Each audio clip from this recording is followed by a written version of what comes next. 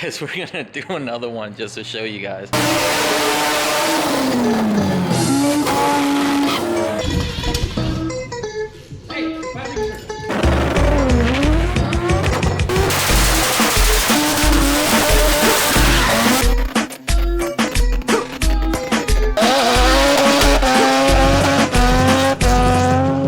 Back from Puerto Rico. I was trying to film it before leaving, but I had an accident where I went to trim up and I shaved my whole beard off. Luckily, it grew back quickly, but I didn't want to record with no beard, with a baby face. I waited till I got back from Puerto Rico. But we need to address this issue. So the engine out of the black SUV that got wrecked, I still have it. I mean, I got the car back from the insurance company, so I kept the engine. As you can see, let me see if you can see in there. There's a lot of years of abuse on this engine. Still has compression, but the main concern is this right here. Let me see if I can do it one hand. See that movement.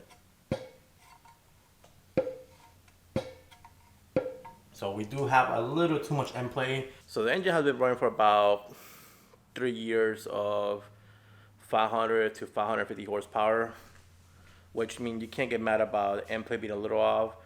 All it is just pulling the washers out, putting new washers and new bearings on it, and it'll be done. This thing is disgusting. But I mean, this thing does not owe me anything. So I'm just gonna clean it up. New bearings to the front. It's just like needle bearings. Fix that end play, and it's good to go. Just in case we have any doubters. This is a 4-year-old engine abuse to hell. Overheat like 80 times. You can't ask more than that. So clean it up, make it look nice again, not even open it up, and just run it again.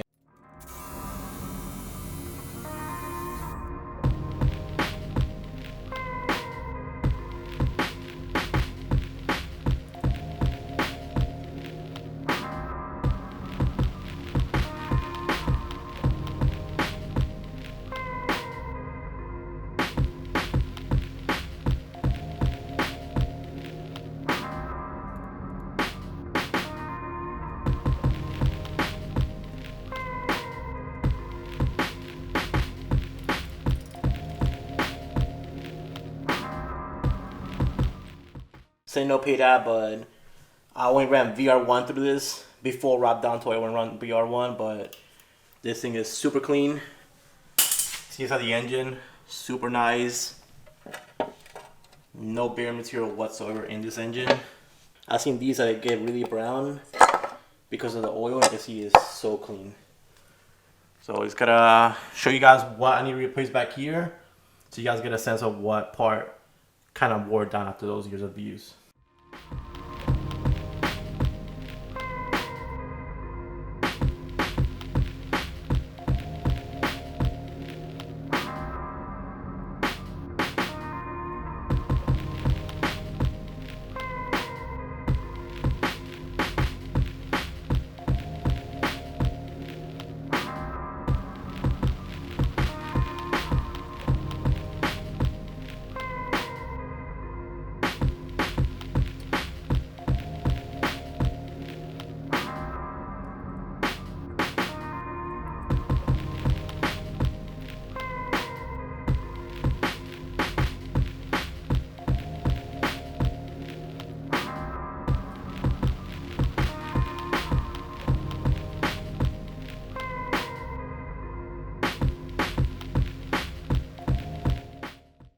As you can see, flange for the oil pump super smooth still, has like no marks at all. I ended up pulling the bearing out just to show you guys, and this bearing still looks really good. For all the abuse I put this engine through, how many times I overheated, and basically the oil pressure would drop down to like 20s, and I'll still be doing pulls. Still looks really good. Oil pump itself still looks brand new, even though it's used. I mean, everything else looks, like I said, it looks really clean. This is the only issue we have with the engine. It's not a big issue. I mean, it's just a wear item. They're roller bearings. Probably could have been the alternator being too tight, kind of pulled them a little bit, wore them out earlier. So all I have to do is replace these two needle bearings and end place back to where it needs to be at. So you're gonna order those. So you can see in here, the thrust washer, you can see basically normal wear on it, nothing crazy. The plate itself too, just normal wear on it. And the front counterweight, you see barely any wear into it. So what's definitely not an issue is more of the tension on the alternator. But I mean, you can't ask for more after this engine got put through so much shit. Alright, well, I'm waiting on the parts to show up to fix the end plate of the engine. Ended up moving the FD out. But on this car, because the engine needs to go into that car, in the meantime, I put basically a dummy block in it so I can do the fabrication, make sure everything fits. Alright, so here's the first issue we ran into. As you can see the area I marked, I'm probably going to cut back. I don't want to cut into the manifold, but wastegate hits on here. Basically, it's like not letting the wastegate fit in the manifold because of the subframe. So I'm thinking of doing is just cutting that out. It doesn't really need it. I looked under it, it's hollow under, so I'm just going to chop it all off right here. Have enough space for the wastegate, and we'll be good to go.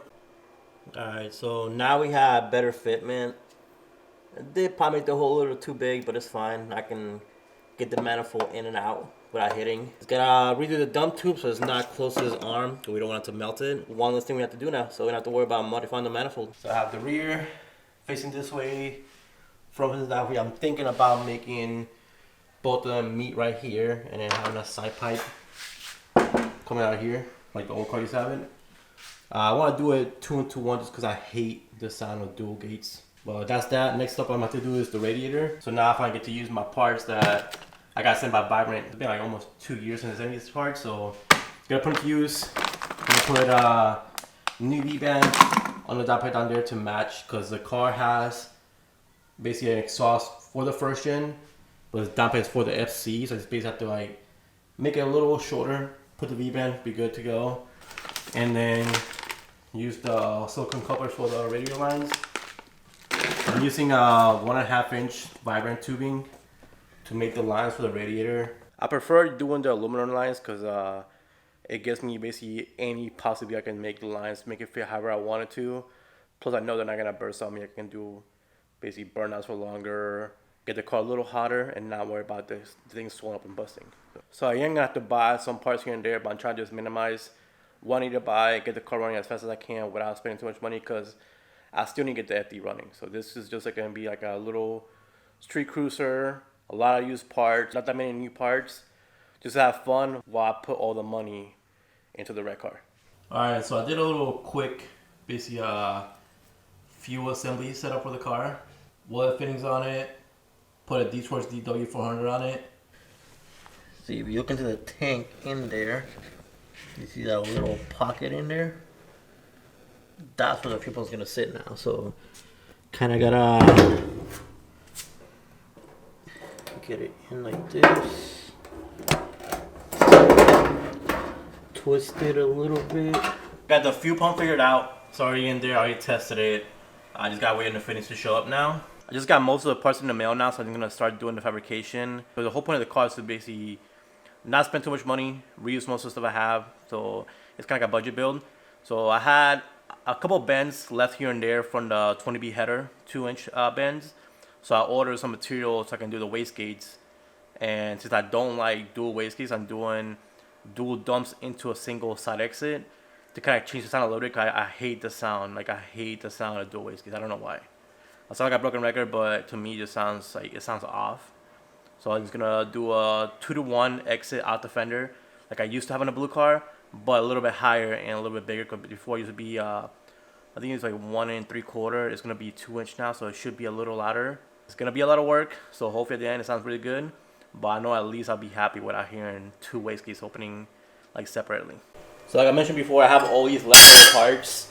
So they're all 2-inch wastegate runners. Wastegate flanges are not 2-inch. So I reused these from the old setup. Ended up getting this reducer. So I already cut that to size. Just gotta tack it on and it makes it into a 2-inch. And then start getting crazy with the bends. I also went ahead and ordered I have to fix this. I figured out the issue why towards the end my car wasn't boosting right, and because the pin on the boost controller broke off. So gotta solder it back on. Not a big deal, but I have to make all new lines. I gave Mike my lines, so my lines are under repo. So I'm just gonna make hard lines now for the wastegate. So once I do this, do that. Hopefully by the time I'm done with the fabrication, I get all the fittings. And the only thing I'm missing is I still have to figure out the brakes, so I have no brakes, but at least I have the car running, and then that should be easy. At worst comes to worst, it's gotta pull the brakes out of the blue car, which I still have, but at least I have the car running and ready to go. See you guys in a couple hours. I'm gonna get this thing done and then show you guys how it looks like. Been many hours, but this is what I came up with. So you can see it just goes from the 1.625 to 2 inch. Merges over here with the rear gate. Comes out this way, or you made a hole over here, and it comes out right here. So right now it's not straight, cause I'm trying to figure out where I'm gonna do the hole over here. Now that I have the teardrop made, it's gonna go like somewhere, like something like that, so I can cut the hole, put the pipe in, and then make it match on the other side. This took forever, but the shape of it came out perfect, so well worth the 10 minutes that it took me to do this. If you can't tell by now, I'm basically doing like how the blue version used to be, but like a 2.0 on the white car. So I'm not sure yet.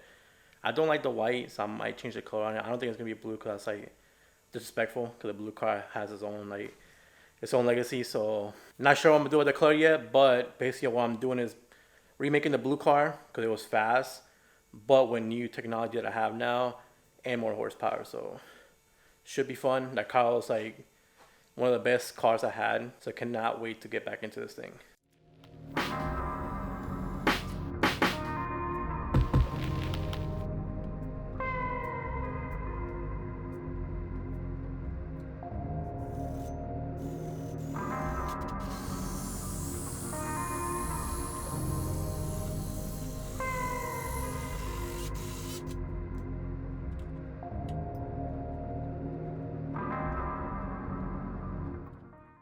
So now that the hole's done, you can see I still need to cut all this off, but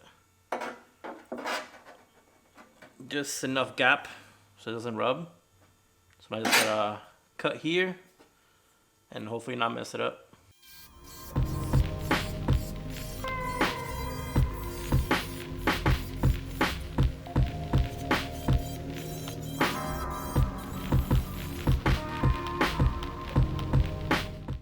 So I have the side exit almost done. I still need to break a bracket so it's centered. But you can look in here, piping's done, it's welded. And in here, the only thing I have left to do is put a slip joint here. That way the bike can come in and out. Just because of the length of it, I can't pull the side exit in one piece. I have to do this one piece and then slip into this one. So now that that's done, you can see I already welded this part here. So I have to pull out the manifold completely, just because the metal tends to move. So to solve this issue, I'm just gonna weld all these joints on the manifold. So take the manifold, put it on the welding table, weld those joints, let it cool down so it doesn't warp. Weld it the most I could. I set the weld under here, over here. About to pull it out, I can't reach it, but it's gonna let it cool down for a couple minutes. After that, I can basically pull it apart and it shouldn't be warped. I also gotta always boxes, so I gotta basically redo the whole front engine. I have everything to do the end plate, so I'm gonna put all the end plate stuff together, double check it, put the front cover on it, and we should be able to put this engine back into the car. These are all the parts. So 2 neo bearings, the plate for the neo bearings, the plate for the counterweight, and the main plate for the stationary gear. So it's all brand new from Mazda. So hopefully, like I said, once I put all these things on, no more end plate issues, and we can have fun with the engine.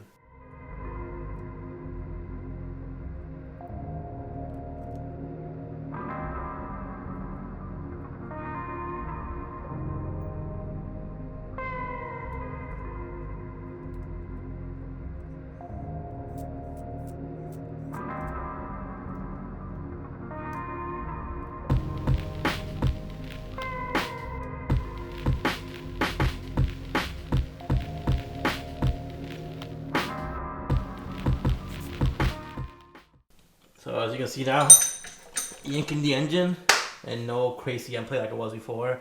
If I want to take it out, I just gotta basically just kind of tap it. Pretty confident it has the 2000s. I mean, I can just get the measurement out and do it. So I'm pretty confident it has about 2 to 3000 end plate. I could get the dial indicator out, check it out, but this engine sold that doing that is not a big deal. If it was a brand new engine, yeah, but this engine's seen so many reviews that the least of my worries is end plate. Now I have to weld the dash 10 return bung on the front cover, put the front cover in the engine, and hopefully tomorrow get the engine in the car. So I didn't have enough time last night to take the engine out, so I'm doing it right now. I have to hurry up because right now I have all the shit in the kitchen, so I have to get rid of all that stuff, put it back in the car. I'm just gonna show you guys this just in case people wanna try to see. I rebuilt the engine. You can see, super dirty. New front cover. So still the same engine, different front cover, different oil pan, and now it's gonna go back in the car. So engine's in the car now. Now I'm kind of regretting not cleaning the engine up. So I might just take a little paint, clean this up, paint this a little bit on the car, just make it look nicer because that front cover looks amazing. Rest of the engine looks like shit because it's old. But now that it's in, it's finally mounted, I'm gonna start putting it back on the car and then start doing the fuel lines. So the boys at Detroit sent me a bunch of fittings. You can see they're all like, they do have fittings, and people don't know about that.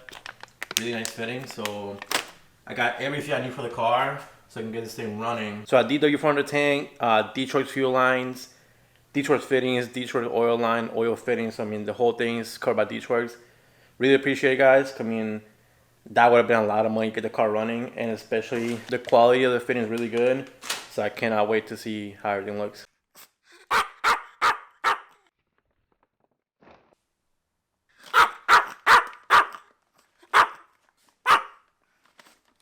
Done a lot of work here and there to catch up on basically on the car, try to get it done this month, and this is what I got so far.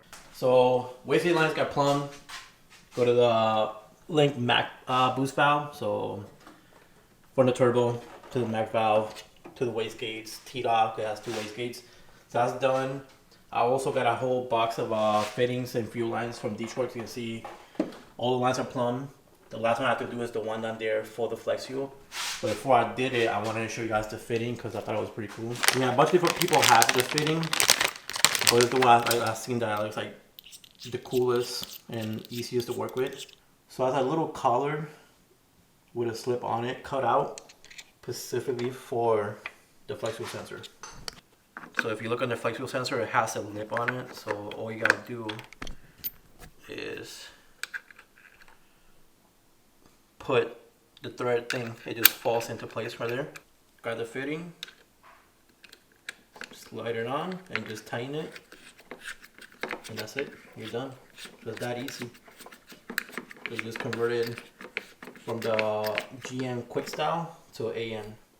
I thought it was pretty cool how low profile it is. Other than that, all the lines are done, plumbed nicely so they're not in the way. Everything's plugged in, so all I gotta do is finish the oil lines tomorrow. One thing you see that is missing is that we have no spark plug wires, because we had no coils. But now, Link actually makes their own coil. And they also sent me 2 new sensors because mine were messed up. We gotta put that on tomorrow, make the spark plug wires. Maybe we might be able to turn it on. So Mike is coming to town this weekend. I'm not sure if I have all the fittings to finish the oil system, but we're gonna try to see if we can somehow put it together and get things turned on so we can hear it finally, because this engine's been sitting for about 3 years, so I want to hear it turn on again.